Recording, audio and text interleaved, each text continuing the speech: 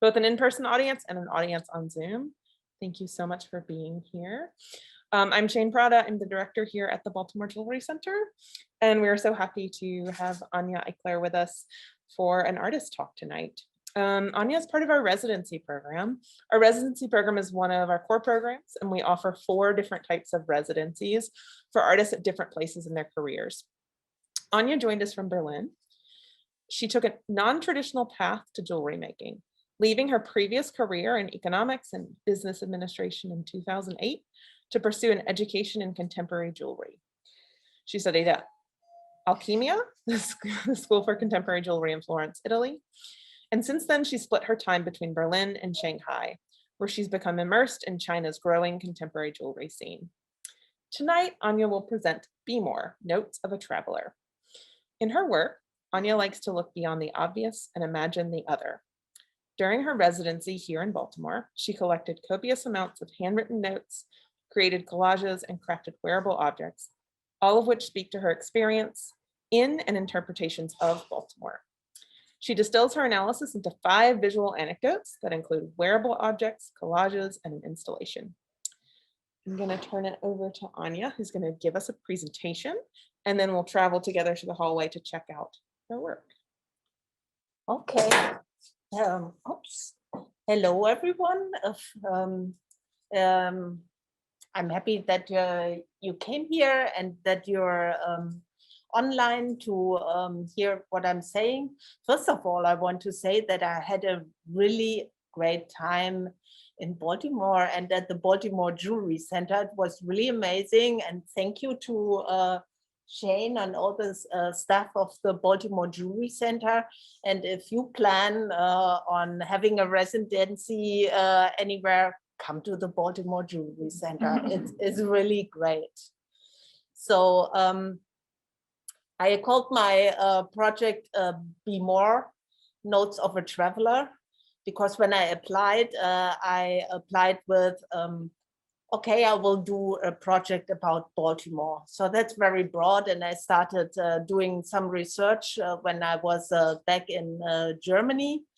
But for some reason, I didn't get very far. So I arrived in Baltimore. How do I navigate this? Okay. And was wondering about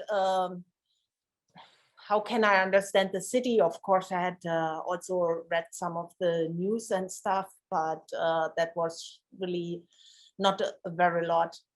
And so my first question, since I bought a bicycle and was, where is it safe to go on a bicycle?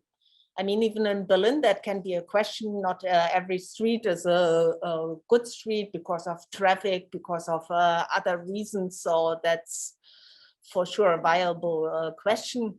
And first of all, what I found was this map of bicycle routes, which was very interesting. And next thing, so I was just doing research on the internet. Next thing was this, because I had been watching The Wire before I came. And then I was wondering, are there maybe areas I shouldn't go? And I found this map of the Baltimore police that shows where they have more patrols than other and in other places and stuff like this. But doing this research, I found many more maps, and I really got into this map thing. I mean, Google presents you with all kinds of things, and I was so curious. So I found, for example, this of some statistic institute in Baltimore. I think it's located at the Johns Hopkins University. So they have very many statistics and maps, and I thought this was interesting. The white L and the black butterfly, it says it shows where the populations of black, white, and other populations is like really centralized. And so that was interesting. And then I found these maps about public murals, which are really great, especially the one on the right, the baltimorals.com map, which is unfortunately right now down for some reason, but it shows you where the murals in the city are, and it showed also photos and some information. That was great because I got really interested in the murals. This is another map, a so-called judgmental map, where people, well, just say what they think, which might be right or not. And some people are really got upset about this one. You can also see that in my book that is out in the hallway. So if you want to check out your neighborhood and what this person, the notorious DGD, who knows where that is, thinks about it, you're welcome. You can also find it easily on the internet. Okay. And then finally, so I found many more maps that you can see in my book. I thought, what maps would I find for Berlin if I had been searching? And the funny thing is that I hadn't been searching so far. And I asked myself why. And I think it has to do with that we usually think that we already know what we see. So in Berlin, it's my culture, it's my city, though I hadn't been born there, but it's now my city. And I think I know what I see. So I'm not as curious as when I came, when I came to Baltimore, because Baltimore is really new for me. And I think that's also, the great thing about traveling, also traveling for a longer time or living in some other country, that you get again very curious, almost curious like a child, because everything is new and there are questions. So what I do a lot in my practice is working with found objects, and that's actually exactly the same thing. Working with found objects is about reconsidering what we see and taking a new perspective on it. And there's this quote by Antoine de Saint-Exupéry, which I like very much: "A rock pile ceases to be a rock pile the moment a single man contemplates it, bearing within him the image of a cathedral." I think that's exactly what it is about. So my tale of a traveler consists of kind of 5 anecdotes, and one is about crabs. And that was actually an idea that I got already when I was in Germany, because I read that crabs are such a big thing in Baltimore. So I wanted to try it out. And it wouldn't usually have been a material that I would have been attracted to, because it's really difficult to work with it. We will see that later. But yeah, it's also in this regard, with this animal that looks very aggressive and ugly on first sight, to find the beauty in it. And when I was working with it, I also thought it's in a way, it's like with Baltimore, because the city also looks like in many places not so nice. But then there's, if you look closer, there's a lot of beauty in it, for example, or the murals. I will get to that later. So this is the beauty I found in the crab. I think the colors are beautiful, and yes, the beauty of the thing is in the detail. And then this is my workspace. It looks like my workspace always looks like really chaotic. So far about the prejudice of the neat germ. I'm not a neat germ. And I think my neighbors on the benches and everybody here kind of got to know that. Okay. This is working with a crab. So one of the difficulties was that the shell gets really brittle once it's dry. So I soaked it in water for sewing it and filing it. And then I had some methods how to try to harden the shell. So I came up with all these shapes, and some of them materialized in the end, like into this one. And well, once it's finished, it's actually really nice because it's has a volume, this shape, but it's still very light because it's hollow inside. Another trial was that here, and there are for sure many more that I didn't have time to work on, but I still have material, and I might do some more work. And this is actually one of the great things about this residency. These 3 months gave me the time to try out so many things that I think I will take into the practice of my future.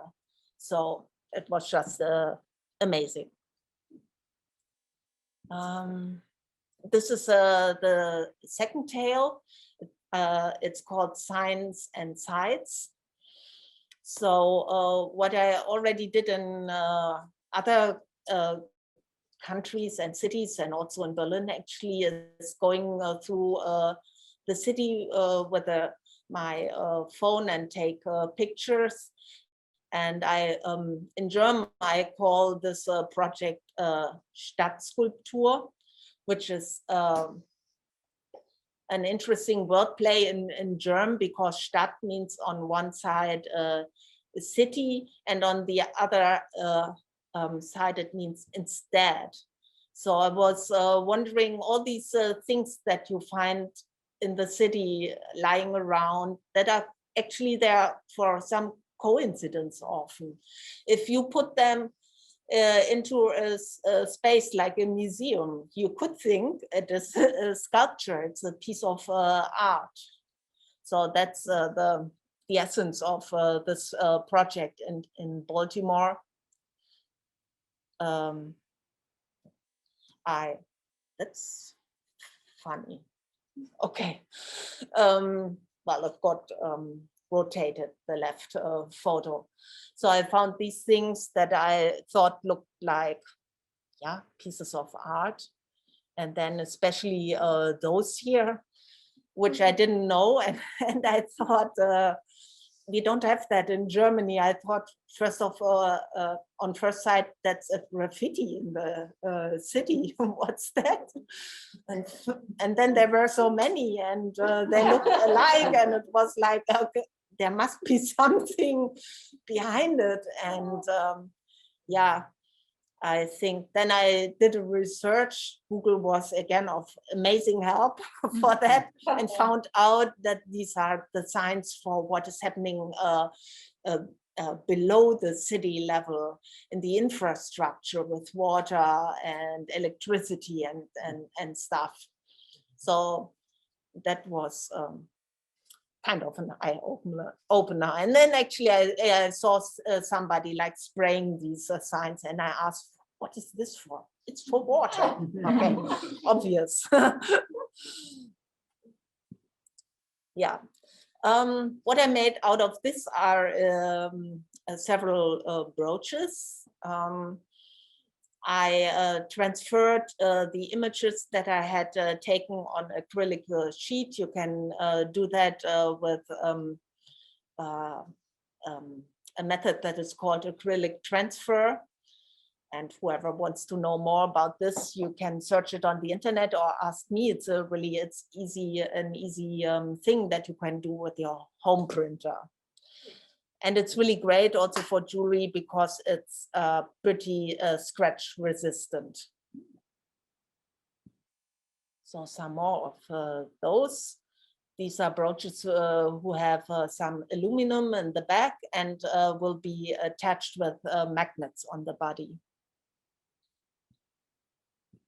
Okay. The third anecdote I want to tell is called Hardware Plus. And Hardware Plus is again looking beyond the obvious, imagining something beautiful in the ordinary. It is named in honor of the Hardware Plus shop on Pennsylvania Avenue, which in former times was called The Avenue and was a really very busy and lively place with many theaters. Today, that's unfortunately different. And yeah, what it is, it's a hardware plus enamel. And you will see that in a, okay, that's for, first of all, the Hardware Plus shop on Pennsylvania Avenue. So it's a small shop actually, and with a really helpful and nice staff. And what is also unique about it, that it has this mural, which the owner, he was asked by the city of Baltimore if he was willing to give his wall for a mural, and he got several concepts, and he decided for that, which is called My America, and tells the story about the two Americas, one looking from the black side and one from the white side, and it was painted in memory of oh my god, now I have a blackout. Freddie Gray. Freddie Gray, exactly. And when it was painted, there was also a big conference, and it was part of this thing. So finally, this is the Hardware Plus enamel. It's made out of copper couplings with an enamel on top.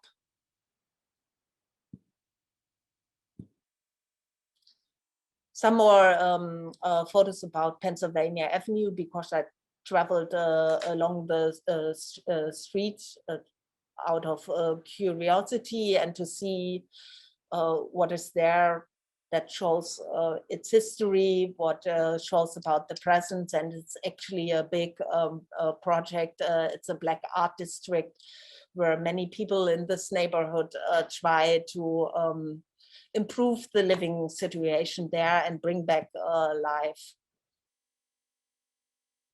Oh, okay. Yeah. I'm really sorry about this. On the left side, you see a statue of Billie Holiday, and on the right side, just a street view.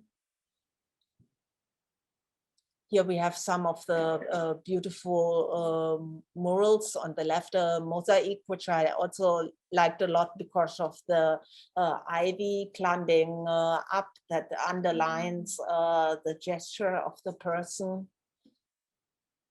So in this neighborhood are really very many murals. But also sites like this, Value for Sale. This is a program of Baltimore City where you can buy abandoned houses for cheap money. So anybody who is looking for a house, that might be an option. Yeah. This, the Avenue Bakery, is also very important for Pennsylvania Avenue because it has this garden with the history of Pennsylvania Avenue in it. And the owner works very hard on getting the Royal Theater back on Pennsylvania Avenue. One of the restaurants that is still in business. Yeah. So the fourth anecdote is homesick, and this is based on the series Last House Standing by the photographer Ben Messine out of Baltimore. And I was very impressed by his work, not only Last House Standing, but many other of his photographic work. As far as I understood, he's not a professional photographer, but a self-taught photographer, a really great one. And he works for the social administration. So he's also not a full-time photographer, as I understand. And his the gallery who represents him, by the way, is just down Charles Street for a few blocks. So if you're interested in seeing his work in reality, it's very near. So this is what he did. And I really also like what he says about his photos. So the first house that stopped me in my tracks was 3 stories, painted light blue, boarded windows, painted white for some reason. It looked like a face staring at me with 6 eyes. Or here where he says, these homes were meant to last hundreds of years. They have these ornate cornices, but now also years of wear and tear and peeling paint. It's as if their skin is old and wrinkled, but if you look, you can still see the youthful beauty that was there at one time.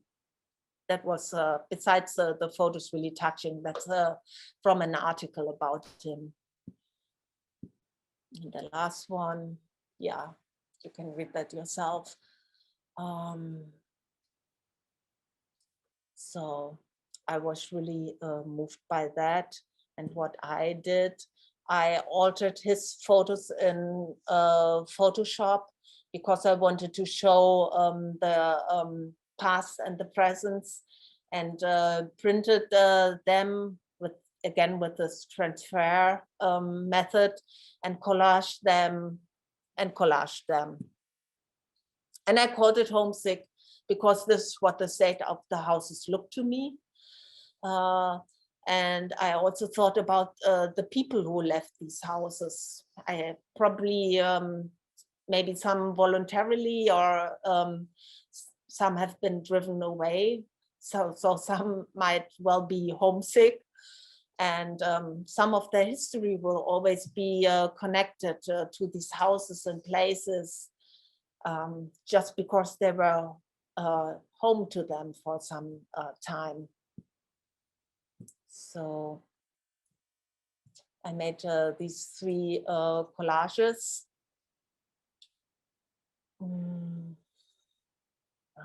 And then also a 4th that looks a bit different.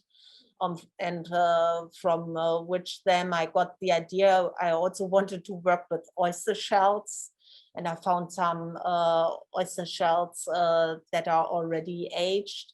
And I was always thinking about what can I do with them. And maybe this might be some start for something. The 5th anecdote is called The Butterfly. It's an installation, and it's related to the map with the white L and the black butterfly, and also to Last House Standing by Ben Messine, because the butterflies, I took out a house or part of a house of his work and altered it in Photoshop, and this is and printed it on vellum.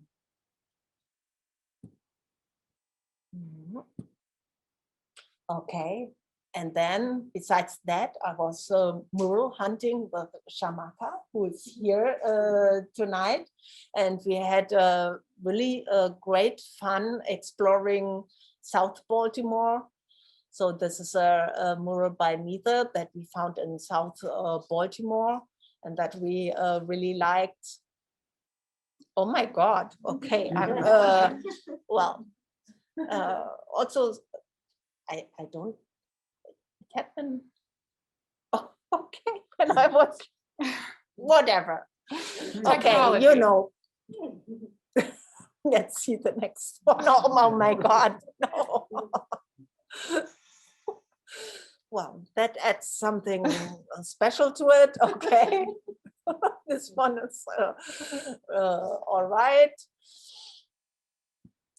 And oh, and end of slide. Okay, that's funny. I thought I had another one, but don't mind. So Shamaka and I not only went and took these photos, but we did some research on these murals, and maybe, which would be really great, we thought that it was would be a great inspiration for making jewelry. And so we did this research, and yeah, well, maybe that might be a project of the future for the BJC community, which would be great. And we will see. So thank you very much for listening, for turning your perspective to look at my photos. And So I want to go in the hallway and show. Oh, okay. I'm gonna try and do my phone. Okay, yes. Okay. Yes, so you see here the installation of hardware. It has a few photos and three of when you move here. Oh, okay. Further on is my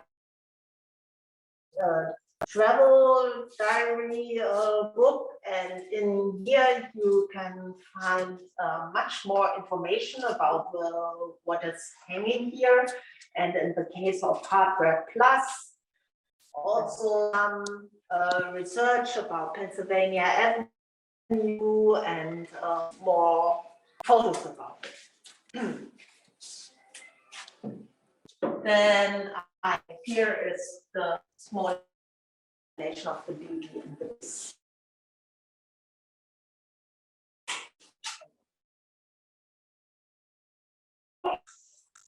You can see it more in detail. See the back mechanism, and maybe also here that might be interesting. First the front and the back here. Okay. We have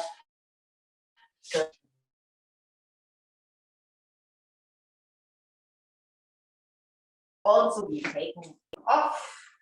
You will see the magnets, and could be also Very on your strong. wall. Very strong. Yeah.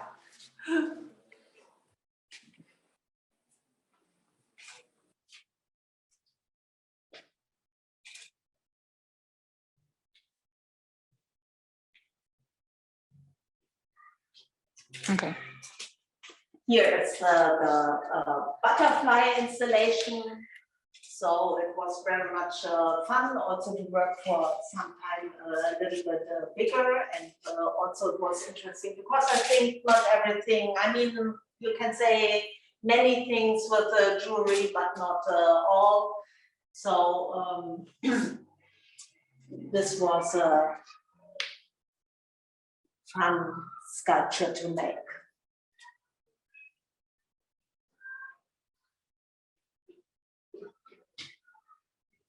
And finally here, the homesick collection, which likes to detach itself from the wall. It seems to be really homesick.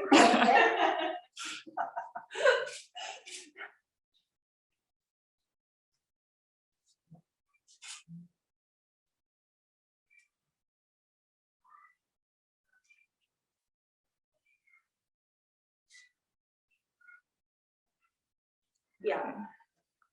So that's it. Does anyone have questions for Anja before we sign off?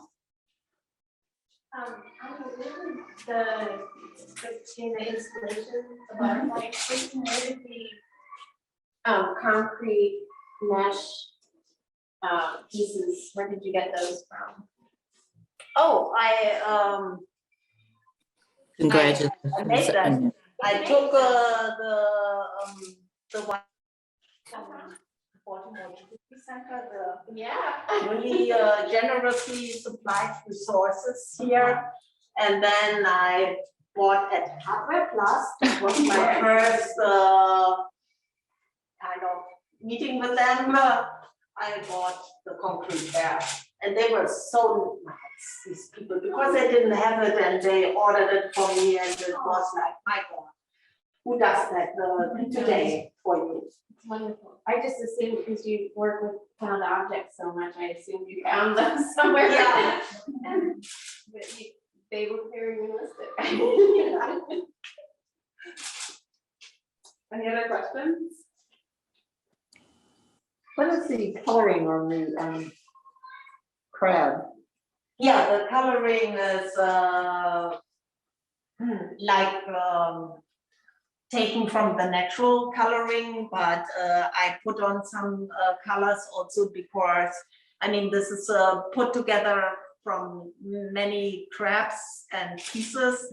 So I needed to color it to take away the, It's just paint? yeah, that's paint. It's like That's- a nice chalky color. Yeah. It's I think it's called velour paint. You get them at Blick Art. Yeah, I was gonna say, it looks like when you get close to it, it looks textured. It looks like fuzzy kind of. yeah. So that was another thing that is great of going abroad. You find new materials. So I saw that and I was like, oh my God, I have to try that. Yes. Yeah. Sandra, did you have a question? No, I just wanted to say congratulations. It looks like it was a really productive and inspiring residency, and I can relate to a lot of the things you expressed about the experience of working somewhere else. Thank you. Yes, it was really amazing. And also because of all the support I got here. So for example, enameling, I was allowed to take 2 classes. So I took an enameling class here, and that was really an eye opener. I'm so happy about it. Mm. So you mentioned that in your research, you like returned to learning things about Berlin and like your hometown. Do you feel like, No, not yet. oh, not yet? I want, but Oh. okay, I ask was the gonna question. ask, do you feel like you have any ideas regarding work about like places that you're familiar with? That's a really good question. Yeah, so maybe I will just start with looking what kind of maps can I find. I think I will go the same way because, as I said, I'm so used to Berlin. Though I know that there must be a lot to find. There are so many people living there from different cultures. You have different neighborhoods. So yeah. Can't wait to see it. Okay. Well, similarly, I feel like when you first shared the maps with me, I was like, oh, I feel like I know the city so well, but you'd already seen things I hadn't and learned things that I didn't know. And we've had many residents who come here and like taken the city as their subject. And I think you just did it in a really deep investigative way that I appreciate a lot. Thank you so much. It was so much fun. I'm really sad to leave. I do want to point out that I believe almost all the work is for sale, or much of it. So if anyone has any interest in any of the pieces, we could share some photos.